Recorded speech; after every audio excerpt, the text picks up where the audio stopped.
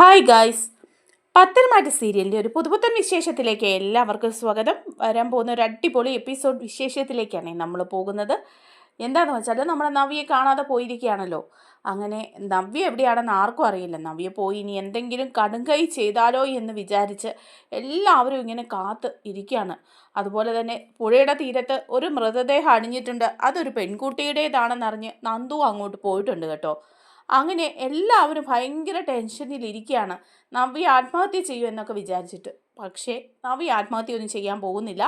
നവ്യ അതൊരു റിവെഞ്ചായിട്ട് തന്നെ എടുക്കുകയാണ്. സത്യങ്ങൾ 100% സത്യം നവ്യയ്ക്ക് അറിയണം. ഇക്കാര്യത്തിൽ അഭി തെറ്റുകാരനാണെന്നുള്ളത് അത് തെളിയിക്കാൻ വേണ്ടിയിട്ടുള്ള പെടാപ്പാടിലാണ് നവ്യ. അതൊക്കെ തെളിഞ്ഞു കഴിഞ്ഞ് അഭി 100% തെറ്റുകാരനാണ് എന്ന് മനസ്സിലാക്കി കഴിയുമ്പോൾ, ചന്തുമോളുടെ അച്ഛൻ അഭി തന്നെയാണ് എന്ന് മനസ്സിലാക്കി കഴിയുമ്പോഴേക്കും നവ്യ ആദർശിനോട് മാപ്പ് പറയുന്നുണ്ട് കേട്ടോ. എന്താന്ന് വെച്ചാൽ ആദർശിനെ അതുപോലെ കുറ്റം പറഞ്ഞ ആളാണ് നവ്യ. അതുകൊണ്ട് തന്നെ ആദർശിൻ്റെ അടുക്ക ചെന്ന് കാലിൽ വീണ് നവ്യ കൈകൂപ്പി മാപ്പ് പറയുന്നുണ്ട്. ആ ഒരു വിശേഷങ്ങളിലേക്കാണ് നമ്മൾ പോകുന്നത്. നമ്മുടെ വീഡിയോ ഇഷ്ടമായാലൊന്ന് ഒന്ന് ലൈക്ക് ചെയ്യണേ, ഹൈപ്പ് ചെയ്യണേ, ചാനൽ കൂടി ഒന്ന് സബ്സ്ക്രൈബ് ചെയ്ത് സപ്പോർട്ട് ചെയ്യണേ. അങ്ങനെ പുഴയുടെ തീരത്ത് ഒരു പെൺകുട്ടിയുടെ മൃതദേഹം അടിഞ്ഞിട്ടുണ്ട് എന്ന് അറിഞ്ഞിട്ട് നന്ദു അങ്ങോട്ട് പോയിരിക്കുകയാണ് കേട്ടോ. അതുപോലെ ആദർശും നയനിയും എല്ലാം ഭയങ്കര ടെൻഷനിലാണ്. കാരണം പുഴയുടെ തീരത്ത് മൃതദേഹം അടിഞ്ഞു, അത് ആരാണെന്നറിയില്ല. ഇനി നവ്യ പോയി അങ്ങോട്ട് പോയി പുഴയിലെങ്ങാനും ചാടി മരിച്ചിട്ടുണ്ടാവുമോ എന്നൊക്കെ ഉള്ളൊരു പേടിയിൽ നയനിയും ആദർശും എല്ലാം ടെൻഷൻ അടിച്ചിരിക്കുക. നന്ദു ആണെങ്കിൽ അങ്ങോട്ട് പോകുന്നുണ്ടെങ്കിൽ പോലും നന്ദു ഭയങ്കര ടെൻഷനിലാണ് പോകുന്നത്. എല്ലാവർക്കും നല്ല ടെൻഷൻ. എന്നാൽ അഭിയും ജലജയൊക്കെ നന്നായിട്ട് ആഗ്രഹിക്കുന്നുണ്ട് കേട്ടോ, നവ്യ ഒന്ന് മരിച്ചിരുന്നെങ്കിൽ, ആ ബോഡിയുമായിട്ടൊരു ആംബുലൻസ് ഈ വീടിൻ്റെ മുറ്റത്തേക്ക് വന്നിരുന്നെങ്കിൽ എന്നൊക്കെ അവർ ഇങ്ങനെ ആഗ്രഹിക്കുകയാണ്. അതേസമയം നമ്മുടെ നവ്യ പുഴയിൽ ചാടിയിട്ടുണ്ടോ ഇല്ലയോ എന്നൊന്നും അറിയില്ലല്ലോ ആർക്കും. അതിന് വേണ്ടിയിട്ട് പോയിരിക്കുകയാണ്. എന്നാൽ നവ്യ പുഴയിലൊന്നും ചാടിയിട്ടില്ല. നവ്യ നേരെ പോയിരിക്കുന്നത് ഡേവിഡിൻ്റെ അടുത്തേക്കാണ് കേട്ടോ. എൻ ജ്വല്ലറിയിലെ ഡേവിഡിൻ്റെ അടുത്തേക്ക്. ഡേവിഡിൻ്റെ അടുത്ത് ചെന്ന് നവ്യ ഈ കാര്യങ്ങളൊക്കെ സംസാരിക്കുക. അപ്പോൾ ഡേവിഡ് ചോദിക്കുന്നുണ്ട്, എന്താ നവ്യ പ്രശ്നമെന്ന് ചോദിക്കുമ്പോൾ നവ്യ പറയുക, അത് സാർ, ഒരു കാര്യം പറയാൻ വേണ്ടിയിട്ടാണ് ഞാൻ വന്നത്. ഞാൻ ഇങ്ങനെ ഒരു കൺഫ്യൂഷനിലാണ്, ഇങ്ങനെ ഒരു ചതിയിൽ അകപ്പെട്ടോ എന്ന് എനിക്കൊരു സംശയമുണ്ട് സാറെന്ന് പറയാണ്. അപ്പോൾ ഡേവിഡ് ഇതെല്ലാം അറിയാവുന്ന പെരുങ്കള്ളനല്ലേ, പക്ഷേ നവ്യയ്ക്ക് അറിയില്ലല്ലോ ഡേവിഡിന് ഇതെല്ലാം അറിയാമെന്ന്. അപ്പോൾ ഡേവിഡ് ചോദിക്കുന്നുണ്ട്, അല്ല എന്താ നവ്യ എന്ന് ചോദിക്കുക. അതെ സാർ, ഞാനൊരു കാര്യം പറയട്ടെ. എൻ്റെ ഭർത്താവ് അബിയെ ഇവിടെ പുതിയ ബ്രാഞ്ചിൽ മാനേജറായിട്ട് നിയമിക്കണമെന്ന് ഞാൻ ശുപാർശ ചെയ്തിരുന്നു. സാർ അത് അനുവദിക്കുകയും ചെയ്തു. അടുത്ത ദിവസം അവൻ ഇവിടെ ചാർജ് എടുക്കാൻ ഇരിക്കുകയായിരുന്നു. പക്ഷേ എനിക്കൊരു കാര്യം സാറിനോട് പറയാനുണ്ട്. അവനെ ആ ജ്വല്ലറിയുടെ മാനേജറായിട്ട് നിയമിക്കേണ്ട, അവനതിനൊരു അവസരം കൊടുക്കുകയും വേണ്ട. നിങ്ങൾ മറ്റൊരാളെ കണ്ടെത്തിക്കോളാൻ പറയാണ്. അപ്പോൾ ഉടനെ ഡേവിഡ് ചോദിക്കുക, അതെന്താ നവ്യ അങ്ങനെ? അബിയെ മാനേജറാക്കാമെന്ന് തീരുമാനിച്ചല്ലേ നമ്മൾ, പിന്നെ ഇപ്പം എന്താ പെട്ടെന്നൊരു മാറ്റം? എന്തെങ്കിലും പ്രശ്നം വീട്ടിലുണ്ടായോ? അനന്തപുരിയിലുള്ളവരെല്ലാവരും എതിർത്തോ എന്നൊക്കെ ചോദിക്കുക. അപ്പം നവ്യ പറയുന്നുണ്ട്, ഇല്ല, അനന്തപുരിയിൽ ഉള്ളവരൊക്കെ എതിർത്തെങ്കിലും അത് ഞങ്ങൾക്കൊരു പ്രശ്നമൊന്നും അല്ല. അതുകൊണ്ടല്ല അബിയെ ഇപ്പോൾ മാനേജറാക്കേണ്ടെന്ന് ഞാൻ പറഞ്ഞത്. ഞാനൊരു ചതിയിൽ പെട്ടോന്ന് എനിക്കൊരു സംശയമുണ്ട് സാറെന്ന് പറയുമ്പം ഉടനെ തന്നെ ഡേവിഡ് ചോദിക്കുക, അതെന്താ നവ്യെ, നിങ്ങൾ തമ്മിൽ പിണങ്ങിയോ എന്ന് ചോദിക്കുക. അപ്പം നവ്യ പറയുന്നുണ്ട്, പിണക്കം എന്ന് മാത്രം പറയാൻ പറ്റില്ല സാർ, ഒരു പക്ഷേ ഞങ്ങൾ തമ്മിലുള്ള ദാമ്പത്യ ബന്ധം തന്നെ ഇല്ലാതായേക്കാം, അല്ലെങ്കിൽ ഞങ്ങളിൽ ഒരാളുടെ ജീവനെങ്കിലും ആപത്തുണ്ടായേക്കാം. അങ്ങനെ ഒരു സംഗതിയിലൂടെയാണ് ഞാനിപ്പോൾ പോകുന്നത്.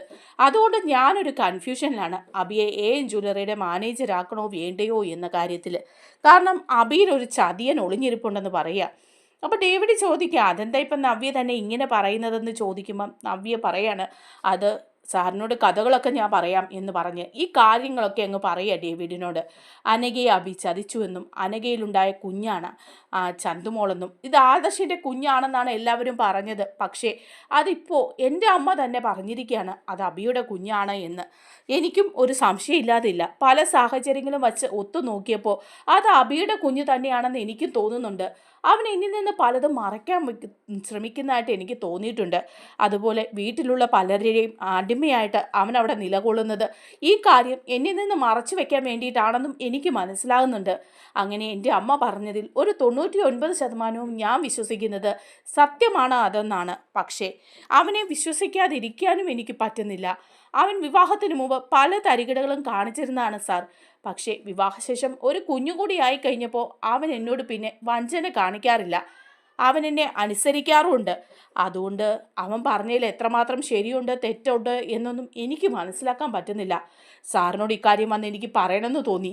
അവനെ മാനേജരായിട്ട് നിയമിക്കേണ്ട സാർ എന്ന് പറയാണ്. അപ്പോൾ ഉടനെ ഡേവിഡ് പറയാ, ഓ ഇതാണോ പ്രശ്നം? അവിടെയുള്ള ആ കുഞ്ഞ് ചന്തുമോള് അത് അബിയുടേതാണോ എന്നാണോ നവ്യക്കിപ്പം സംശയം എന്ന് ചോദിക്കുക.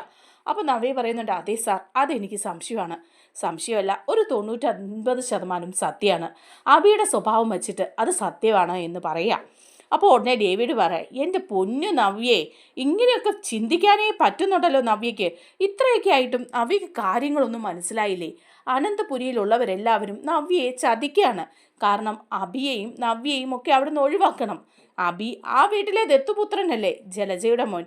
അതുകൊണ്ട് തന്നെ അവിടുന്ന് ഒഴിവാക്കാൻ വേണ്ടിയിട്ട് അവർ പല കാരണങ്ങളും കണ്ടെത്തുന്നുണ്ട്. അതുകൊണ്ട് തന്നെയാണ് അബിയെ പൂർണ്ണമായിട്ടും കുറ്റവാളിയും ഉഴപ്പനും ഒക്കെ ആയിട്ട് എഴുതി തള്ളിയിരിക്കുന്നത്.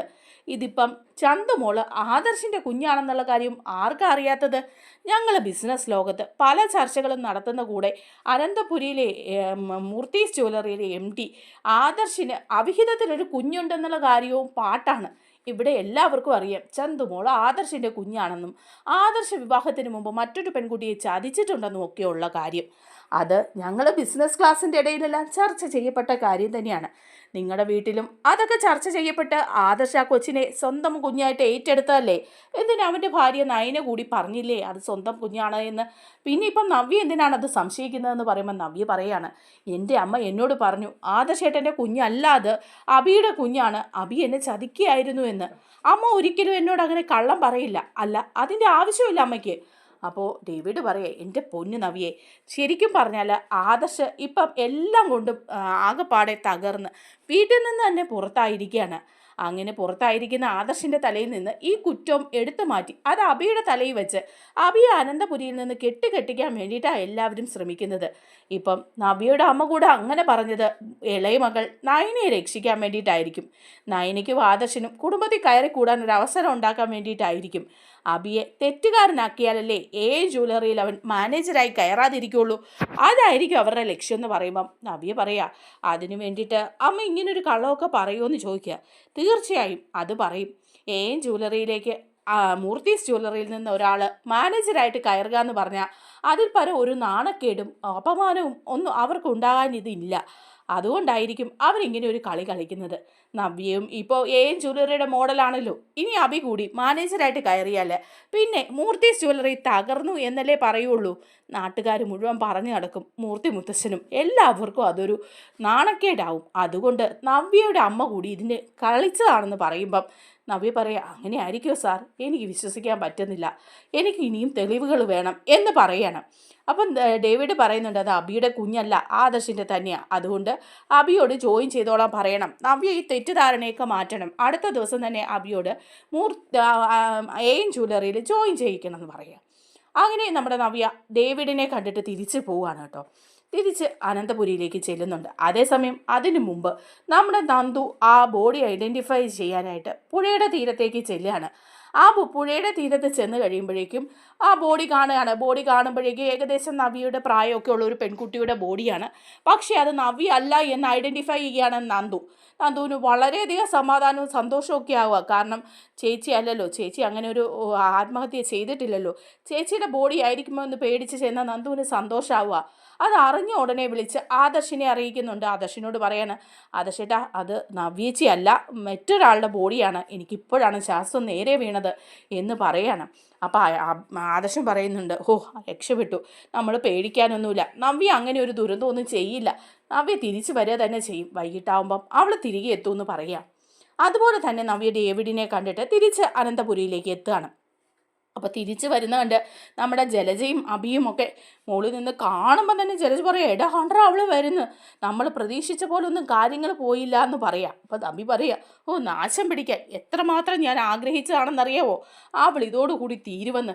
ഈ സമയത്ത് അവൾ ആത്മഹത്യ ചെയ്ത് അങ്ങ് പോയിരുന്നെങ്കിൽ രക്ഷപ്പെടായിരുന്നു. ഇനിയിപ്പോൾ ഇവൾ സത്യങ്ങൾ അറിഞ്ഞ് എന്നെ കൊല്ലുമോ എന്നുള്ള കാര്യത്തിലായി എനിക്ക് പേടി. എന്താണോ അവളുടെ മനസ്സിൽ ഒന്നും അവൾ തുറന്നു പറയുന്നുമില്ല, പ്രതികരിക്കുന്നുമില്ല.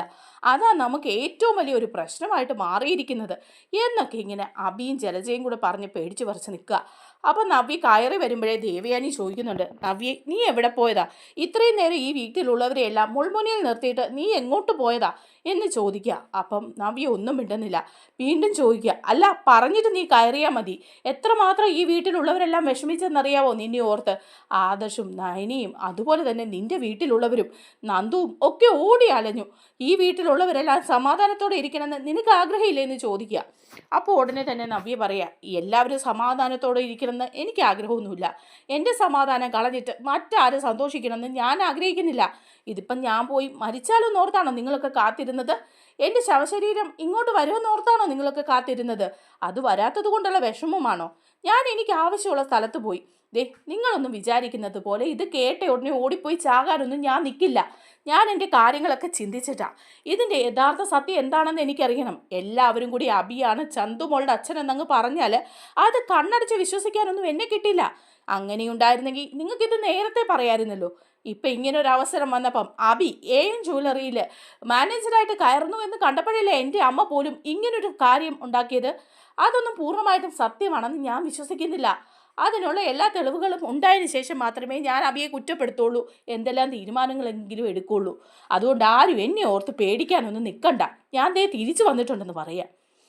അപ്പോൾ അബിക്കും കുറേ ആശ്വാസമായി. ഇവൾ പൂർണ്ണമായിട്ട് വിശ്വസിച്ചില്ലല്ലോ എന്നൊക്കെ ഓർത്തിട്ട്. അത് കഴിയുമ്പം നവ്യ അങ്ങോട്ട് കയറി ചെല്ലുമ്പോൾ അബിയും കൂടെ ചെല്ലുക. അബി ചെന്നിട്ട് ചോദിക്കുന്നുണ്ട്, എടി നവ്യ നീ എവിടെ പോയതാടി എന്ന് ചോദിക്കുക. അബിയുടെ മനസ്സിൽ ആകെ മൊത്തം നിരാശയാണ്. കാരണം ഇവളിപ്പോൾ പോയി ചാകുമെന്ന് വിചാരിച്ചിട്ട് ചാകാതെ ഇങ്ങോട്ട് കെട്ടിയെടുത്തല്ലോ എന്നുള്ള ചിന്തയിൽ അബി ചെന്നിട്ട് ചോദിക്കുന്നുണ്ട്, എവിടെ പോയതാ നവ്യ എന്ന് ചോദിക്കുക. അപ്പോൾ നവ്യ ചോദിക്കുന്നുണ്ട്, എന്താ നിനക്ക് ഞാൻ തിരിച്ചു വന്നത് ഇഷ്ടപ്പെട്ടില്ല എന്നുണ്ടോ എന്ന് ചോദിക്കുക. അപ്പോൾ അബി ചോദിക്കുക, അതെന്താ നീ ഇപ്പം അങ്ങനെ ചോദിക്കുന്നത്? നിന്നെ കാണാതെ ഇവിടെ ഉള്ളവരെല്ലാം എന്തുമാത്രം വിഷമിച്ചെന്നറിയാവോ? നിന്നെ അന്വേഷിച്ച് എവിടെയെല്ലാം ആളുകൾ പോയെന്നറിയാവോ എന്ന് ചോദിക്കുക. അപ്പോൾ നബി പറയാ, നീ എന്താ വിചാരിച്ചേ? ഞാൻ എവിടെയെങ്കിലും പോയി പുഴയിലോ തോട്ടിലോ ആറ്റിലോ ചാടി ചാകുമെന്നാണോ വിചാരിച്ചത്? അങ്ങനെ സംഭവിക്കാത്തതിൻ്റെ ദുഃഖമാണോ നിൻ്റെ മുഖത്ത് കാണുന്നതെന്ന് ചോദിക്കുക. അപ്പോൾ അബി പറയുന്നുണ്ട്, നബി നീ എന്താ ഈ പറയുന്നത്? നിനക്ക് എന്തെങ്കിലും സംഭവിച്ചാൽ നമ്മുടെ കുഞ്ഞിനാരാ ഉള്ളത്? അത് നീ ആലോചിക്കണം. എനിക്കെന്തെങ്കിലും സംഭവിച്ചാൽ നമ്മുടെ കുഞ്ഞിനാരാ ഉള്ളതെന്ന്.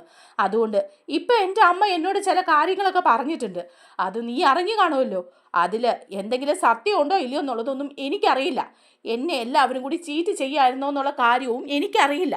പക്ഷേ ഇനിയിപ്പം അതിൽ എന്തെങ്കിലും സത്യമുണ്ടോ എന്ന്, പൂർണ്ണമായിട്ട് സത്യമുണ്ടോ എന്ന് ഞാൻ മനസ്സിലാക്കിയ അപ്പം ഞാൻ ചില തീരുമാനങ്ങൾ എടുക്കും. അത് നീ പേടിക്കേണ്ടിയിരിക്കുന്നു കേട്ടോ അബി എന്നും പറഞ്ഞ് കൈ ചൂണ്ടി പറയുക.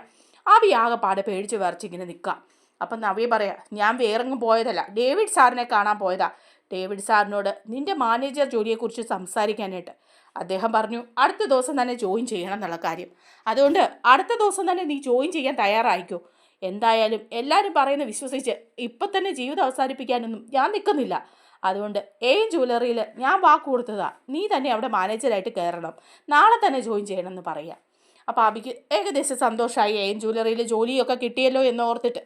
അങ്ങനെ പിറ്റേ ദിവസം ആയപ്പോഴേക്കും നവ്യ പറയാ, ജ്വല്ലറിയിലേക്ക് പറഞ്ഞു വിടാൻ പോവാണ് നമ്മുടെ അബിയെ.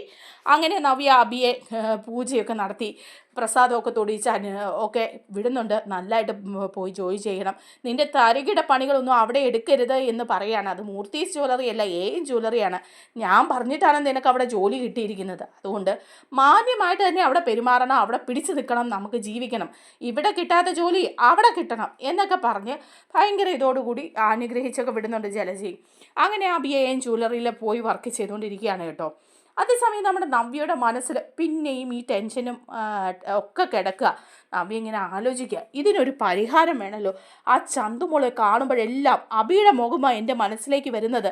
അവൻ ചെയ്ത തെറ്റാണ്, അതെങ്കിൽ അതൊരു വലിയ തെറ്റ് തന്നെയാണ്. ആ കുഞ്ഞിന് അമ്മയുമില്ല അച്ഛനുമില്ലാതെ അനാഥ കുഞ്ഞിനെ പോലെ ആ അനഘയുടെ അവസ്ഥ കാണുമ്പം അതും തെറ്റ് തന്നെയാണ്. ഇനി ആദർശാണ് അത് ചെയ്തതെങ്കിൽ എല്ലാവരും കൂടെ ഈ വലിയ നട്ടാക്കുരുക്കാത്ത നുണ എൻ്റെ തലയിൽ കെട്ടി വെക്കുക എന്ന് പറഞ്ഞാൽ അതും തിരുത്തേണ്ടതുണ്ട്. അതുകൊണ്ട് ഇതിൻ്റെ സത്യം അറിയാൻ DNA ടെസ്റ്റ് തന്നെ നടത്താം. അതിനായിട്ട് ആലോചിക്കുമ്പോൾ അവളുടെ ഒരു ഫ്രണ്ട് ഉണ്ട്, ആ ഫ്രണ്ടിനോട് സംസാരിക്കാം എന്നുള്ള വിധയിൽ ഫ്രണ്ടിനെ വിളിച്ചു വരുത്തുകയാണ്. എന്നിട്ട് ആ ഫ്രണ്ടിനെ പോയി കണ്ട് സംസാരിക്കുന്നുണ്ട് നവ്യ. അപ്പോൾ ഫ്രണ്ടിനോട് പറയുന്നുണ്ട്, ഇങ്ങനെ ഒരു പ്രശ്നമുണ്ട് എനിക്ക്, അതിലെ സത്യാവസ്ഥ എന്താണെന്ന് എനിക്ക് അറിയണം, അബിയുടെ കുഞ്ഞ് തന്നെയാണോ ചന്തുമോൾ എന്നുള്ള കാര്യം എനിക്ക് അറിയണം എന്ന് പറയാം. അപ്പോൾ ആ ഫ്രണ്ട് പറയുക അതൊക്കെ സിമ്പിൾ അല്ലേ ഇന്നത്തെ കാലത്ത്, അതൊന്നും വലിയൊരു പ്രശ്നമൊന്നും അല്ല, ഒരു DNA ടെസ്റ്റ് നടത്തി കഴിഞ്ഞാൽ കറക്റ്റ് നമുക്കറിയാൻ പറ്റും എന്ന് പറയുമ്പം എന്താണ് അതിന് ഞാൻ ചെയ്യേണ്ടതെന്ന് ചോദിക്കുമ്പോൾ ആ ഫ്രണ്ട് പറഞ്ഞു കൊടുക്കുന്നുണ്ട്, നീ രഹസ്യമായിട്ട് അബി അറിയേണ്ട, അബിയുടെ തലമുടിയോ മറ്റോ എന്തെങ്കിലും ശേഖരിച്ച് ചന്തുമോളുടെയും അതുപോലെ കൊണ്ടുവരിക, രണ്ടുപേരുടെയും സാമ്പിളുകൾ കൊണ്ടു തന്നു കഴിഞ്ഞാൽ അത് വെച്ച് ഞാൻ ടെസ്റ്റ് നടത്തിച്ച് റിസൾട്ട് നിന്നെ കൊണ്ട് കാണിച്ചു തരാം എന്ന് പറയണം. അപ്പം നവ്യ പറയുന്നുണ്ട് ഇതൊക്കെ അതീവ രഹസ്യമായിട്ട് തന്നെ വേണം, അബി അറിയാൻ പാടില്ല, അബി അറിഞ്ഞാൽ അവൻ അതിനെന്തെങ്കിലും മുടക്കം വരുത്തും, മറ്റുള്ളവർ അറിയാനും പാടില്ല, അവരും തടയാനുള്ള സാധ്യതയുണ്ട്. എന്തായാലും സത്യാവസ്ഥ എനിക്ക് തന്നെ അറിയണം, ഞാൻ എല്ലാവരുടെയും മുമ്പിൽ മണ്ടിയാവുമായിരുന്നു എന്നുള്ള കാര്യം എനിക്കറിയണം, എന്നിട്ട് വേണം എൻ്റെ ഭാവി കാര്യങ്ങളൊക്കെ എനിക്ക് തീരുമാനിക്കാൻ എന്നൊക്കെ നവ്യ ഒരു സ്ട്രോങ് ആയിട്ടുള്ള ഡിസിഷൻ എടുക്കുക. അങ്ങനെ സാമ്പിളൊക്കെ കൊണ്ടുവന്ന് ഫ്രണ്ടിൻ്റെ കൊടുക്കുകയും ഫ്രണ്ട് അത് ചെക്ക് ചെയ്യാൻ വേണ്ടി കൊടുത്തിരിക്കുകയാണ്. അങ്ങനെ നവ്യ ഈഗർലി അതിനായിട്ട് വെയിറ്റ് ചെയ്ത് ഇങ്ങനെ നിൽക്കുകയാണ് കേട്ടോ, എപ്പോഴാണ് എനിക്ക് ഈ റിസൾട്ട് കിട്ടുക എന്നുള്ള കാര്യത്തിൽ. പക്ഷേ നല്ലൊരു അഭിനയം കാഴ്ചവെച്ച് അബിയുടെ കൂടെ തന്നെ നിൽക്കുകയാണ്. അബിയെ തള്ളി പറയുന്നില്ല പൂർണ്ണമായിട്ടും, പക്ഷേ നവ്യ കൂടുതലായിട്ട് ഒരു അടുപ്പവും കാണിക്കുന്നുമില്ല. ഇതെല്ലാവരുടെ ഇടയിൽ ഭയങ്കരമായിട്ടുള്ള ഒരു വിഷമം ഉണ്ടാക്കുന്നുണ്ട്. ഗോവിന്ദൻ കനകയോട് പറയുന്നുണ്ടേ, അതെ നീ ആ സമയത്ത് നീ അത് പറയാൻ തോന്നിയത് വളരെ മണ്ടത്തരായെന്നാണ് തോന്നുന്നേ, നീ അബി ജ്വല്ലറിയിൽ മാനേജറായിട്ട് പോകാതിരിക്കാൻ വേണ്ടിയല്ലേ അത് ചെയ്തത്, എന്നിട്ടിപ്പോൾ എന്തായി, അവൻ ജ്വല്ലറി മാനേജറായിട്ട് പോയി വിലസുന്നു, നവ്യയ്ക്ക് അതൊന്നും ഒരു പ്രശ്നമല്ല, നീ അത് പറഞ്ഞിട്ടും നമ്മൾ കള്ളത്തരം പറഞ്ഞാണെന്നാണ് അവൾ വിശ്വസിച്ചതെന്ന് പറയുക. അപ്പോൾ കനക പറയാ ശരിയാ, അത് നേരാ, അവൾ നമ്മുടെ മോളാണേലും അവൾ നമ്മളെ വിശ്വസിക്കുന്നില്ല, ഇനിയിപ്പം എത്രയൊക്കെ നമ്മൾ പറഞ്ഞാലും അവൾ വിശ്വസിക്കുന്നു തോന്നുന്നില്ല, കാരണം അത്രത്തോളം കള്ളത്തരം ആ അഭിയും ജലജയും കൂടി അവളുടെ തലയിൽ കുത്തിക്കയറ്റി കൊടുത്തിട്ടുണ്ട്, അവരെയാണ് അവൾ പൂർണ്ണമായിട്ടും വിശ്വസിച്ചുകൊണ്ടിരിക്കുന്നത്, നമ്മളെ ഒന്ന് മനസ്സിലാക്കാനും വിശ്വസിക്കാനും ഒന്നും അവൾക്ക് പറ്റുന്നില്ല, ഏറ്റവും വലിയ ഒരു ചതിക്കുഴിയിലാണ് അവൾ കിടക്കുന്നതെന്ന് പറയാം. അപ്പം ഗോവിന്ദനും പറയാം ശരിയാ കനകെ, അവളൊരു ചതിക്കുഴി തന്നെയാണ്, ആ അബിയുടെ ചതിക്കുഴിയിൽ വീണുപോയി, ഇനിയിപ്പോൾ അവളെ അതിൽ നിന്ന് രക്ഷിക്കാൻ പറ്റുമെന്ന് തോന്നുന്നില്ല, അത്രയ്ക്ക് അവനെ വിശ്വസിച്ചു പോയി, മറ്റുള്ളവരെ അവൾ വെറുത്തുപോയി, അതൊക്കെയാണ് സംഭവിച്ചത്, ഇനി സ്വന്തം അനുഭവം വിധി എന്നൊക്കെ പറഞ്ഞ് അവളങ്ങ് ജീവിക്കട്ടെ എന്ന് പറയാണ്. അപ്പോൾ കനക പറയുക എന്നിട്ടും അവൾ അവനെ വിശ്വസിച്ചല്ലോ, ഇത്രയൊക്കെ തെളിവുകൾ പറഞ്ഞിട്ടും, ഇനിയിപ്പം ഇതിൻ്റെ യഥാർത്ഥ തെളിവ് നമ്മൾ കൊണ്ട് കൊടുത്താലോ ആ DNA ടെസ്റ്റിൻ്റെ റിസൾട്ട് എന്ന് ചോദിക്കുക. അപ്പോൾ ഗോവിന്ദൻ പറയുന്നുണ്ട് എൻ്റെ പൊന്ന് കനകയെ നീ ഒന്ന് നിർത്ത്, ഇനിയിപ്പം അതും കൂടി കൊണ്ട് കൊടുക്കണ്ട, ഇത്രയൊക്കെ പറഞ്ഞ് ഇത്രയൊക്കെയല്ലേ സംഭവിച്ചുള്ളൂ, വലിയൊരു ദുരന്തം ഉണ്ടാവുമെന്ന് നമ്മൾ വിചാരിച്ചില്ലേ, അതൊന്നും നടന്നില്ലല്ലോ എന്ന് ദൈവത്തിനോട് പ്രാർത്ഥിക്കാം, ഇനിയിപ്പോൾ അവളുടെ ജീവിതമായി അവളുടെ പാടായി, അവൾ എന്താന്ന് വെച്ചാൽ തീരുമാനിക്കട്ടെ, നമുക്ക് അതിലൊന്നും ഇടപെടാനേ പോകണ്ട എന്ന് പറയാം. അപ്പോൾ കനകയും പറയാം ശരിയാ, ഇനി അവളുടെ കാര്യത്തിൽ ഞാൻ ഇടപെടാൻ പോവില്ല, അവൾ അബിയുടെ കളിപ്പാവിയായിട്ട് അവിടെ നിൽക്കട്ടെ, അവൻ അവളെ കുരങ്ങ് കളിപ്പിക്കട്ടെ, ഞാനത് നോക്കി നിന്ന് കണ്ട് സന്തോഷിച്ചോളാം, അവളോട് യഥാർത്ഥ സത്യം പറഞ്ഞു കൊടുത്തിട്ടും അവൾ അവനെ വിശ്വസിച്ചെങ്കിൽ അവൾ വിശ്വസിച്ചിരിക്കട്ടെ, അവളുടെ വിധി അതാണെന്ന് വിചാരിച്ച് ഞാനും ഇരുന്നോളാന്ന് കനകയും പറയുകയാണ് കേട്ടോ. അതേസമയം നവ്യയ്ക്ക് റിസൾട്ട് കിട്ടുക, നവ്യയുടെ ഫ്രണ്ട് വിളിക്കുക, നവ്യയോട് പറയുന്നുണ്ട് അത് DNA ടെസ്റ്റിൻ്റെ റിസൾട്ട് വന്നിട്ടുണ്ട്, നീ നേരിട്ട് വരണമെന്ന് പറയുക. നവ്യ ഓടിപ്പിടിച്ച് പോവാണ് കേട്ടോ. അപ്പം നവ്യയുടെ പോക്കും വരവും ഒക്കെ അബിയും ജലജയും കാണുന്നുണ്ടെങ്കിലും ചോദിച്ചു കഴിഞ്ഞാൽ ഒന്നിനും ഒരു മറുപടിയൊന്നും പറയുന്നില്ല, പിണക്കമൊന്നും ആരോടും ഇല്ലെങ്കിലും ഇഷ്ടവും ഭാവിക്കുന്നില്ല. അങ്ങനെ നവ്യ ഓടിപ്പിടിച്ച് ചെല്ലുമ്പോൾ ഈ ഫ്രണ്ട് റിസൾട്ട് കാണിക്കുക. അപ്പോൾ പറയുന്നുണ്ട് നീ വിചാരിച്ച സത്യം തന്നെയാണ്, നിൻ്റെ അമ്മ പറഞ്ഞത് സത്യം തന്നെയാണ്, അത് പോസിറ്റീവാണ്, ചന്തുമോൾ അബിയുടെ കുഞ്ഞാണ്, ആദർശിൻ്റെ കുഞ്ഞല്ല, ആദർശമായിട്ട് ക്രോസ് ചെക്ക് ചെയ്താൽ ഒരു മാച്ചിങ്ങും ഇല്ല, അബിയുടെ കുഞ്ഞ് തന്നെയാണ് എന്ന് പറയാണ്. അപ്പം നവ്യ അത് കേൾക്കുമ്പോൾ ഞെട്ടിപ്പോവുക ഒരു പരിധി വരെ, കാരണം ഒരു 99% നവ്യയ്ക്ക് വ്യക്തമായിരുന്ന കാര്യമാണ്. അങ്ങനെ ഞെട്ടി നിൽക്കുകയാണ് നവ്യ. അപ്പോൾ ഫ്രണ്ട് പറയുന്നുണ്ട് നീ ഞെട്ടൊന്നും വേണ്ട, നിനക്കറിയാവുന്ന കാര്യം തന്നെയല്ലായിരുന്നോ, ഇപ്പോൾ പൂർണ്ണമായിട്ടും നിനക്ക് മനസ്സിലായില്ലേ, 100% നിൻ്റെ ഭർത്താവ് അബിയുടെ കുഞ്ഞാണത്, അതുപോലെ തന്നെ അനഘ എന്ന് പറയുന്ന പെൺകുട്ടിക്കുണ്ടായ കുഞ്ഞാണത്, അതുകൊണ്ട് അനഘയെ ചതിച്ചത് അവനാണെന്നുള്ള കാര്യത്തിൽ നിനക്കിപ്പോൾ വ്യക്തത വന്നില്ലേ എന്ന് ചോദിക്കുക.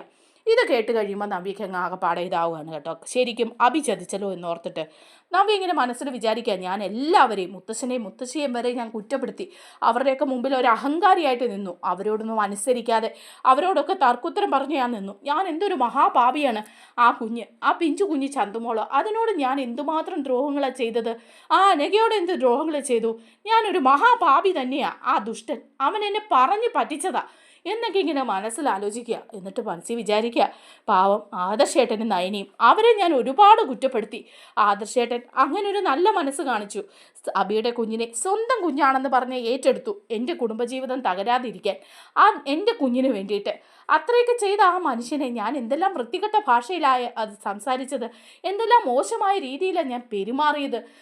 ആ മനുഷ്യനോട് ചെന്ന് മാപ്പ് പറയാതെ എനിക്ക് പറ്റില്ല. ആ മനുഷ്യൻ്റെ കാലി വീണ് മാപ്പ് പറഞ്ഞാലും എനിക്ക് ഒരു സമാധാനം കിട്ടില്ല എന്നൊക്കെ വിചാരിച്ചിട്ട് നേരെ നയനയും ആദർശം താമസിക്കുന്ന വീട്ടിലേക്ക് ചെല്ലുകയാണ് നവ്യ. ചെന്നിട്ട് ആദർശനോട് പറയാ, ആദർശേട്ടാ, എനിക്ക് ആദർശേട്ടനോട് മാപ്പ് ചോദിക്കണം. ഒന്നും അറിയാതെ ഞാൻ നിങ്ങളെ ഒരുപാട് കുറ്റപ്പെടുത്തി. നിങ്ങൾ ദൈവത്തെ പോലെയാണ്. നിങ്ങളുടെ മനസ്സുകൊണ്ട് മാത്രമേ ഇതൊക്കെ ചെയ്യാൻ പറ്റുള്ളൂ, അല്ലാതെ ആർക്കും പറ്റില്ല. അബി എന്ന് പറയുന്ന ആ ദുഷ്ടൻ, അവൻ എന്നെ ചതിക്കായിരുന്നു, പറ്റിക്കായിരുന്നു. അതിന് ഞാനങ്ങ് വീണുപോയി. പക്ഷേ ഇപ്പോഴാണ് എനിക്ക് സത്യങ്ങളെല്ലാം പിടികിട്ടിയത്. അതുകൊണ്ട് ആദർശേട്ടനും നയനെ എനിക്ക് മാപ്പ് തരണമെന്ന് പറഞ്ഞ് അവരുടെ മുമ്പിൽ കൈ കൂപ്പി നിൽക്കുകയാണ് കേട്ടോ നമ്മുടെ നവ്യ.